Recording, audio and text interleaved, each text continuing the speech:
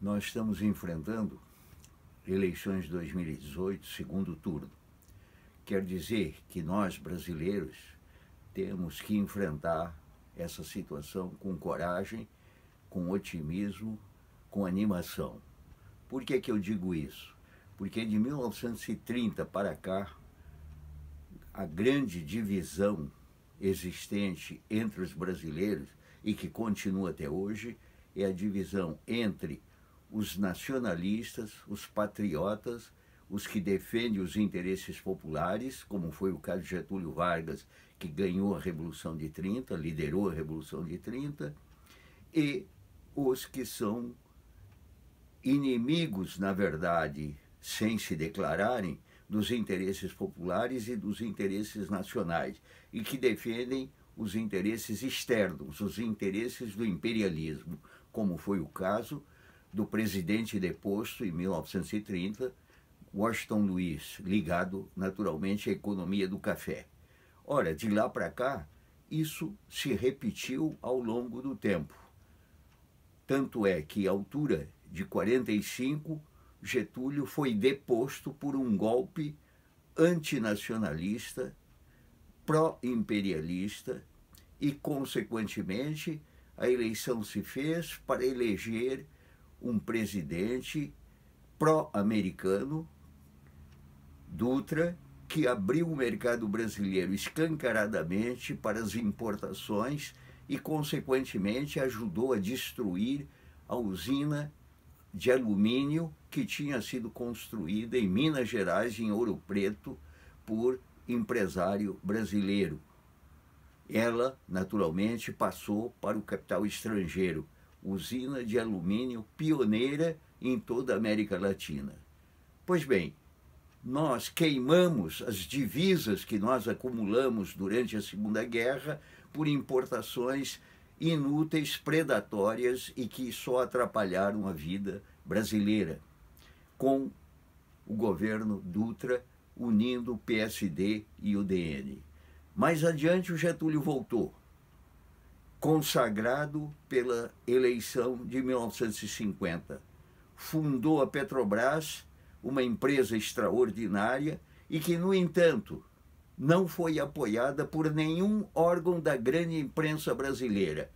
O jornal O Globo, o Estadão, Estado de São Paulo, Folha de São Paulo, todas essas grandes televisão Tupi, né, do grupo Chateaubriand, todos contra a Petrobras, contra a empresa estatal. Hoje estão conversando mentiras, né, que querem defender a Petrobras, etc., etc., quando foram contra a vida inteira uma empresa estatal de petróleo que se tornou uma das maiores do mundo contra a vontade dos Estados Unidos.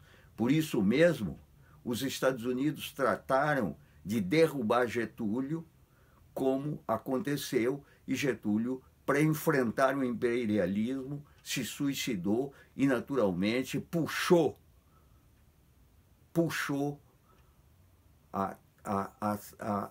a mesa que eles estavam já comemorando a derrota de Getúlio. Getúlio venceu a batalha com o seu suicídio. Ora, ocorre que isso continua até hoje. Em 64, quando ao golpe militar chefiado pelos Estados Unidos, pela Embaixada Americana, e que coloca no poder o general Castelo Branco, o que é que essa figurinha insignificante realiza economicamente? Novamente, destruição da economia brasileira. A Panair do Brasil, uma das grandes empresas aéreas brasileiras, é destruída. A Fábrica Nacional de Motores, construída durante o período de Getúlio Vargas, que fabricava o caminhão Fenemê, foi destruída. Grupos brasileiros, como um grupo importante de São Paulo, um grupo industrial nacionalista, Jafé, foi destruído. Ele tinha começado com tecidos, tinha partido para vários ramos, inclusive para siderurgia, extraía carvão em Santa Catarina. Grupo Jafé destruído. Banco Noroeste destruído. Esses esses antinacionalistas, pró-imperialistas, acabaram sendo contidos durante o próprio regime militar, e o general Geisel, nacionalista, tratou de realizar uma atividade econômica que interessava ao Brasil, reforçando a Petrobras, etc., etc. O que divide, portanto, os brasileiros não são civis e militares. O que divide os brasileiros são aqueles que são nacionalistas, patriotas, que têm interesse em que a população tenha emprego, tenha uma vida razoável. Esses podem ser civis, podem ser militares, mas, na verdade, a maioria hoje dos militares são antinacionalistas e são contra os interesses populares, são pelos interesses imperialistas, como o general de pijama, que é candidato a vice-presidente, e o capitão, que é candidato à presidência da República. São antipopulares, anti-povo, são a favor do imperialismo, quando propõem, por exemplo, privatização de tudo quanto é empresa porque são cabides de emprego. E, no entanto, quando se perguntou, ou melhor, quando se perguntou claramente ao capitão se a própria Petrobras poderia ser privatizada, se deveria ser privatizada, ele disse: olha, se não tiver jeito, também privatizá-la. Esses são os bandidos que pretendem tornar o Brasil novamente colônia do imperialismo americano. Nós deveremos combatê-los, e o destino deles será o destino dos fascistoides de antigamente no Brasil e os fascistoides do mundo. Mussolini e Hitler foram para a lata de lixo da história. Castelo Branco, Dutra, Eduardo Gomes foram para o lixo da história.